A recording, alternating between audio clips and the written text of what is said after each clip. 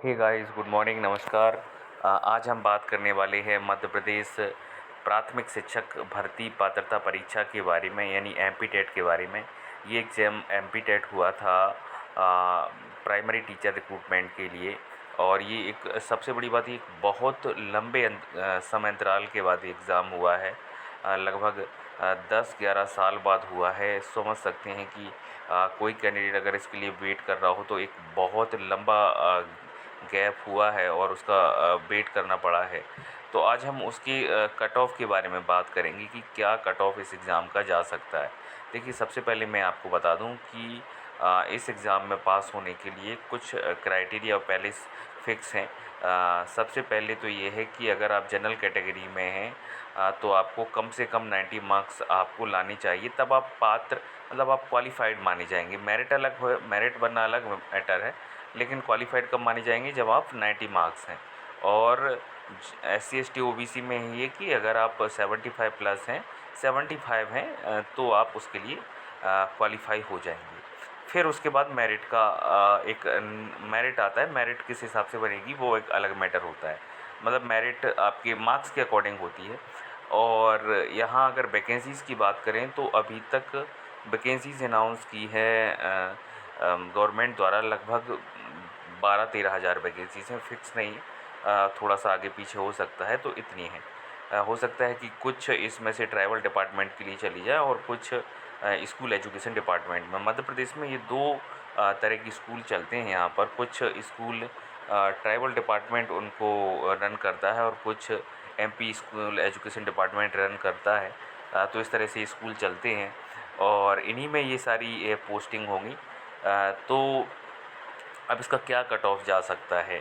तो देखिए, जो भी कैंडिडेट कम स्कोर हुए हैं, सबसे पहले तो निराश ना हो, क्योंकि इस बार जो मेरे भी बहुत सारे स्टूडेंट इस एग्ज़ाम में अपेयर हुए थे। लगभग 30-40 कैंडिडेट थे जो इस एग्ज़ाम में अपेयर हुए थे। और उन सभी का कहना था कि पेपर एक तो थोड़ा सा ट्रिकी और टफ था, क्योंकि थोड़ा सा आउट ऑफ सिलेबस तो नहीं कहूँगा, मतलब एक अच्छी स्टैंडर्ड का था, अच्छी स्टैंडर्ड का एग्ज़ाम था। लोगों को लग रहा था आउट ऑफ सिलेबस, लेकिन आउट ऑफ सिलेबस नहीं होता है। जो वो पूछ रहा है, अगर एनवायरनमेंट है तो वो एनवायरनमेंट से ही पूछ रहा है, अगर हिंदी है तो वो हिंदी से ही पूछ रहा है, उसमें अगर आपका संस्कृत है तो वो संस्कृत से ही पूछा जा रहा है, और वो आपके सिलेबस को रिलेट करता है।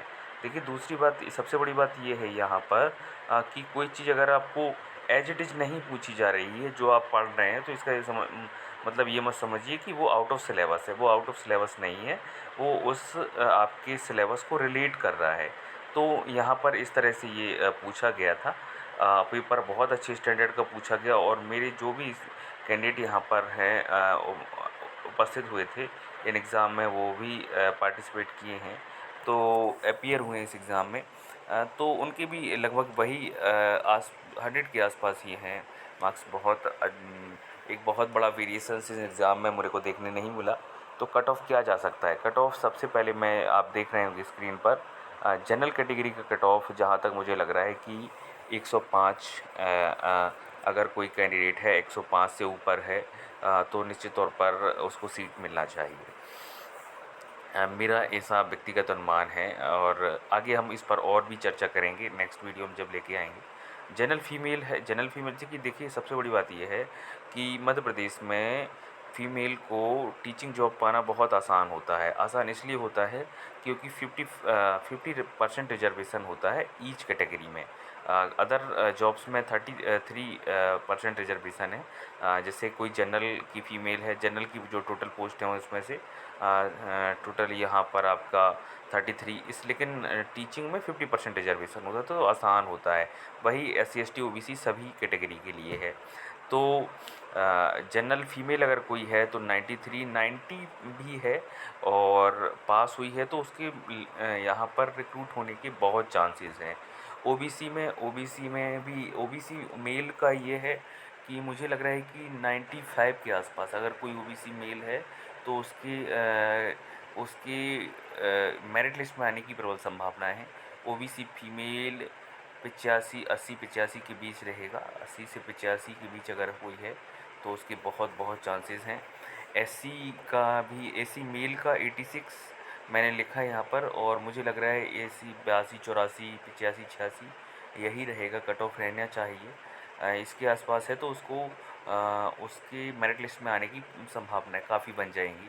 एससी फीमेल 80 के आसपास अगर कोई है, एससी फीमेल, हाँ 80 80 के आसपास है अगर कोई एससी फीमेल। एसटी मेल अगर कोई 75 से 80 के बीच है तो उसके लिए बहुत है। एसटी मेल में थोड़ा सा रहेगा,